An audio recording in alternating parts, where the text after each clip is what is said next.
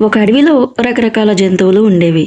ప్రత్యేక సందర్భాల్లో మృగరాజు వాటికి కొన్ని పోటీలు నిర్వహిస్తూ ఉండేది. పరుగు పందెంలో ఎప్పుడూ చిరుతే మొదటి స్థానంలో ఉండేది.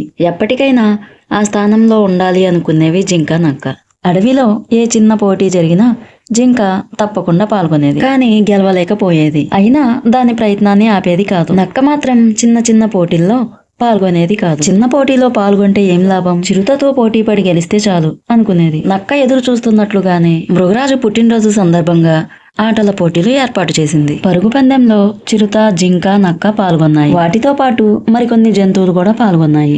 కొంత దూరం పరిగెత్తిన నక్క మధ్యలోనే ఆగిపోయింది. కానీ జింక మాత్రం దాదాపు చిరుతతో సమానంగా పరిగెత్తి 2వ స్థానంలో నిలిచింది. అది చూసిన నక్క ఆశ్చర్యపోయింది. అసలు ఇది ఎలా సాధ్యమైందని పరుగులో ఎక్కువగా అనుభవం ఉన్న చిరుతని అడిగింది. అప్పుడు అది, నువ్వు పోటీలో పాల్గొనేటప్పుడు తప్ప ఇంకెప్పుడు సాధన చేయవు, చిన్న చిన్న పోటీల్లో అసలు పాల్గొనవు. అది గెలవాలనుకున్న వాళ్ళ లక్షణం కానే కాదు. ఎక్కడ ఏ చిన్న పోటీ నిర్వహించినా జింక పాల్గొంటుంది. పోటీలు లేనప్పుడు దానికదే సాధన చేస్తుంది. అదే ఈ రోజు జింకను విజయానికి దగ్గరగా తీసుకొచ్చింది. లక్ష్యం చేరుకోవడానికి వచ్చిన ఏ అవకాశాన్ని వదులుకోకూడదు. అప్పుడే మనం గెలవగలం. ఇప్పటి నుంచైనా సాధన మొదలుపెట్టు, నువ్వు కూడా విజయాన్ని సాధిస్తావు అంది చిరుత. అప్పటి నుంచి అన్ని పోటీల్లో పాల్గొంటూ తనని తాను మెరుగుపరుచుకోవడం మొదలుపెట్టింది నక్క. ఫ్రెండ్స్, ఈ కథ నీతేంటో తెలుసుకుందామా?